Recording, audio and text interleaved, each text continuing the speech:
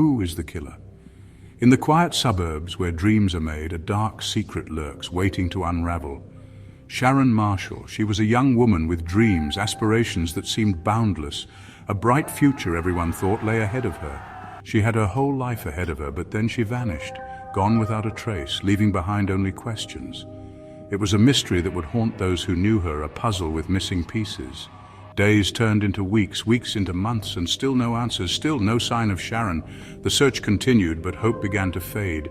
Her disappearance left a void, a chilling question mark where her life had once been. Friends and family gathered, hoping for a miracle.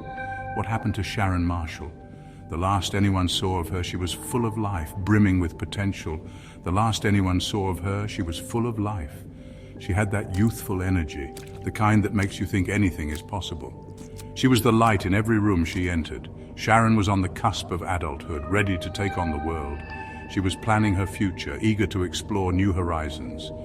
She had aspirations, goals she was determined to achieve.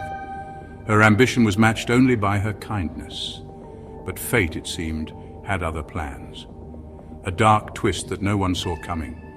Her disappearance was as sudden as it was inexplicable. One moment she was there, the next she was gone. It was a mystery that would take years to unravel, a twisted tale that would shock and astound all who heard it.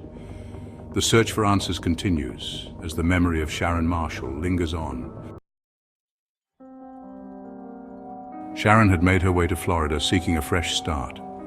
She was drawn to the promise of new beginnings, the allure of the ocean waves, and the warmth of the sun on her skin. It was a place where she hoped to leave her past behind and build a brighter future. A place where the sun always seemed to shine, casting a golden glow over everything it touched. The vibrant colors of the landscape filled her with a sense of hope and possibility. It was there she met a man named Franklin Floyd. Their meeting seemed serendipitous, a chance encounter that would change the course of her life. He became her partner, the father of her child.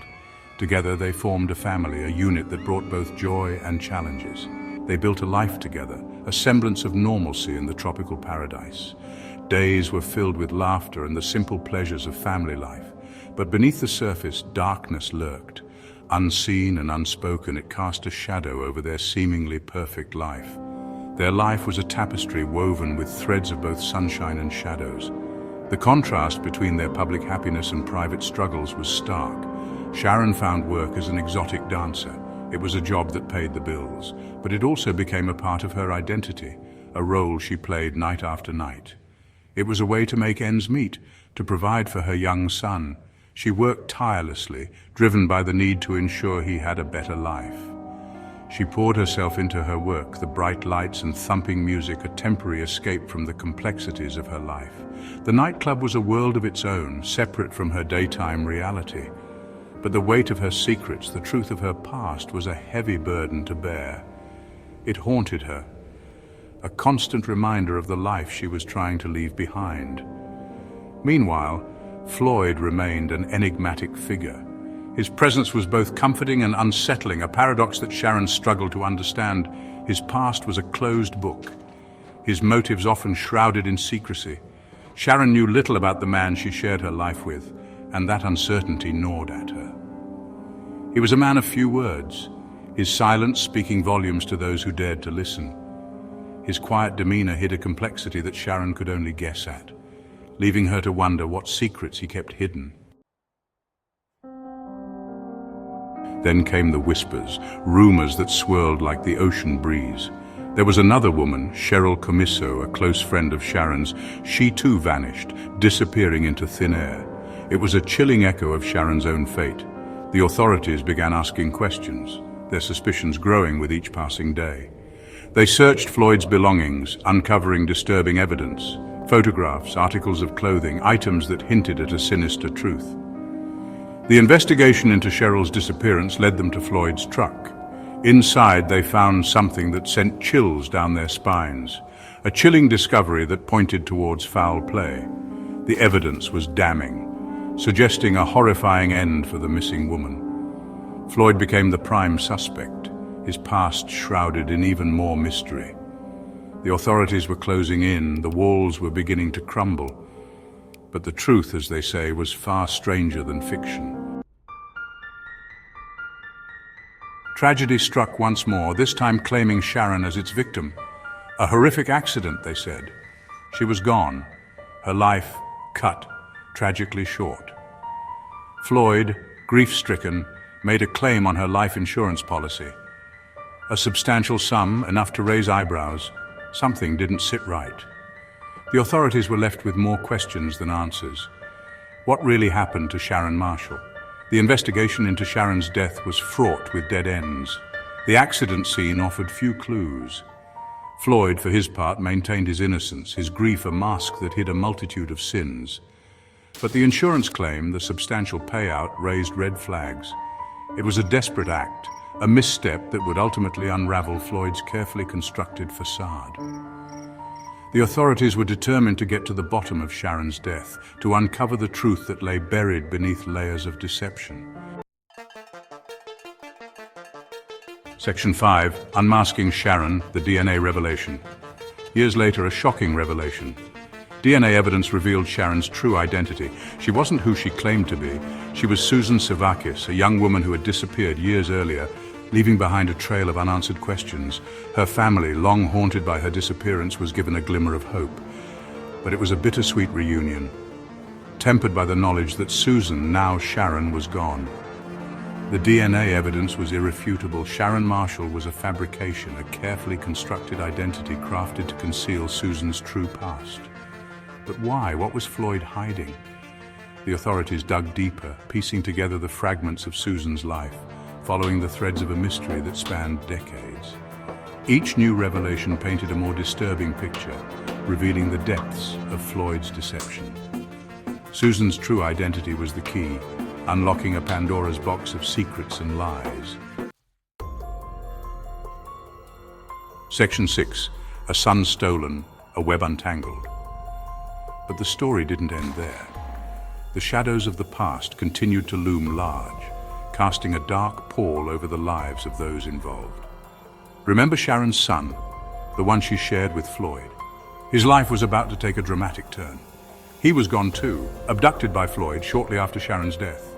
The young boy vanished without a trace, leaving behind a trail of unanswered questions and broken hearts. Years later, the boy, Michael, was found alive. His discovery was nothing short of a miracle, a beacon of hope in an otherwise grim tale. He had been living under a new identity, raised by Floyd under a veil of secrecy. The life he knew was a fabrication, a carefully constructed lie. Floyd was finally apprehended, his web of lies unraveling. The man who had caused so much pain was now facing the consequences of his actions. He was charged with Cheryl Commisso's murder and confessed to killing Susan Sevakis, revealing a shocking tale of manipulation, abuse, and cold-blooded murder. The courtroom was filled with a palpable tension as the details of his crimes came to light. Floyd's confessions sent shockwaves through the investigation. The revelations were more horrifying than anyone had imagined. He admitted to killing both Cheryl and Susan, his words sending chills down the spines of those who heard them. The courtroom was a sea of stunned faces, each grappling with the enormity of his admissions. He recounted his crimes in chilling detail, revealing a callous disregard for human life. His cold, methodical descriptions painted a picture of a man devoid of empathy. The motive behind his heinous acts remained murky, a twisted puzzle that may never be fully solved. Detectives were left piecing together fragments of a dark and disturbing narrative. But with his capture, a sense of justice prevailed. The long arm of the law had finally caught up with him, bringing a semblance of closure to a harrowing chapter. For the families of his victims, it was a bittersweet victory, a chance to finally grieve and begin the long process of healing. The scars would remain, but there was now a path forward, a glimmer of hope amidst the sorrow. Section 7. Lingering shadows, unanswered questions. Despite Floyd's conviction, questions lingered like ghosts in the wind. What about Susan's early life, her childhood before she met Floyd? Were there others who played a part in this intricate web of deceit? And what about the authorities? Could they have done more to protect Susan and Cheryl, to prevent this tragedy from unfolding? The case, it seemed, was far from closed. The investigation into Susan Sevakis' life was like piecing together a shattered mirror. Fragments of information emerged, offering glimpses into her past, but the full picture remained elusive. Her early childhood, her family background was shrouded in mystery. The authorities worked tirelessly to track down any remaining relatives, seeking answers to questions that had haunted them for years. But some mysteries, it seemed, were destined to remain unsolved. Section 8. Ripples of Trauma, a Legacy of Loss. The tragedy of Susan Sevakis, Sharon Marshall, and Cheryl Commisso had a ripple effect, touching the lives of countless others. Their families, forever scarred by their loss, struggled to come to terms with the horrific truth. The case served as a stark reminder of the vulnerability of young women, the importance of vigilance and protection. It highlighted the systemic failures that allowed such tragedies to occur, demanding accountability and reform. The story of Susan, Sharon, and Cheryl became a cautionary tale, a stark reminder of the dark underbelly of society. It sparked conversations about domestic violence, identity theft, and the importance of protecting the vulnerable. Their story resonated with audiences worldwide, igniting a collective sense of outrage and a demand for justice. Though they were gone, their memory lived on, a testament to the enduring power of truth and the importance of fighting for those who cannot fight for themselves. Section 9. A Final Thought. The case of Sharon Marshall, aka Susan Sevakis, is a chilling reminder that truth can be stranger than fiction. It's a story of deception, manipulation, and ultimately justice. It's a story that forces us to confront the darkness that can lurk beneath the surface, and to remember those who have been lost to it. And as we reflect on the tragic fate of Susan Sevakis and Cheryl Commisso, we must also remember the importance of seeking justice for all victims and of working to prevent such tragedies from happening again.